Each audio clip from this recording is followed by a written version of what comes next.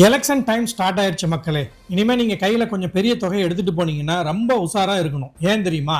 சட்டசபை தேர்தல் நெருங்குறதால ஓட்டுக்கு பணம் கொடுக்கறத தடுக்க பறக்கும் படையினர் இப்ப ரொம்ப தீவிரமா வாகன சோதனையில இறங்கி இருக்காங்க. நேற்று திருச்செங்கோடு சங்கிரி ரோடு ரவுண்டானாகிட்ட பறக்கும் படை அலுவலர்கள் வெற்றிவேல், SSI சீனிவாசன் உள்ளிட்ட பறக்கும் படை டீம் வண்டிகளை நிறுத்தி செக் பண்ணிட்டு இருந்திருக்காங்க. அப்ப அந்த வழியா டூ வீலர்ல வந்த சமுத்திரபாளையத்தை சேர்ந்த சதீஸ்வரன் அப்படிங்கிறவர் நிப்பாட்டி செக் பண்ணியிருக்காங்க. அவர்கிட்ட எந்த ஒரு டாக்குமெண்ட்டும் பில்லும் இல்லாம 60,000 ரூபாய் ரொக்கத்தை கையில வச்சிருந்திருக்காரு. விசாரிச்சதுல அவர் ஒரு பிரைவேட் கம்பெனில வேலை பார்க்கறதாவும் கம்பெனி பணத்தை பேங்க்ல கட்ட போறதாவும் சொல்லியிருக்காரு. ஆனா கையில எந்த ஒரு ப்ரூஃபும் இல்லாததால அந்த 60,000 ரூபாயை அதிரடியா பறிமுதல் செஞ்ச பறக்கும் படையினர் அதை RDO லெனின் கிட்ட ஒப்படைச்சிட்டாங்க. தம்பி, சரியான ஆவணங்களை கொண்டாந்து காட்டிட்டு பணத்தை வாங்கிட்டு போன்னு அவருக்கு அறிவுரை சொல்லியிருக்காங்க. சோ மக்களே, வியாபார விஷயமாவோ இல்ல சொந்த விஷயமாவோ பெரிய தொகையை எடுத்துட்டு போனா மறக்காம சரியான டாக்குமெண்ட்ஸை கையில வச்சுக்கோங்க.